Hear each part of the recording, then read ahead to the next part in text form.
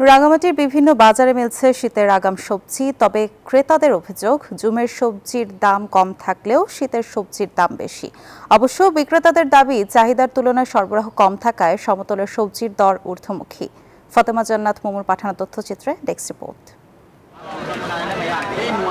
ভাসমান ট্রলারে কিংবা নৌকায় করে জমি উৎপাদিত সব সবজি রাঙামাটির বনরূপা বাজারে নিয়ে আসেন ক্ষুদ্র নৃগোষ্ঠীরা। এসব সবজির দাম কম ও মান ভালো হওয়ায় খুশি ক্রেতারা। সব ধরনের বাজারে উঠে পাহাড়ি, পরে হচ্ছে এগুলো কিনতেও সস্তা, এখান থেকে নিয়ে যায়। এখানে দাম কম, পাহাড়িরা বাজার আনে।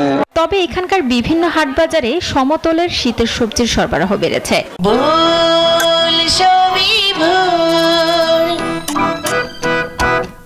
বেগুন বিক্রি হচ্ছে কেজিতে ৮০ টাকা দরে, এছাড়া শিম ১৪০, ফুলকপি ৮০ ও ধানি মরিচ ২০০ টাকা দরে বিক্রি হচ্ছে। দাম বেশির অভিযোগ ভোক্তাদের। নতুন নামলে এগুলো একটু দাম বাড়তি থাকে, আবার কিছুদিন পর মনে করেন ২০ টাকা ৩০ টাকা হয়ে যাবে।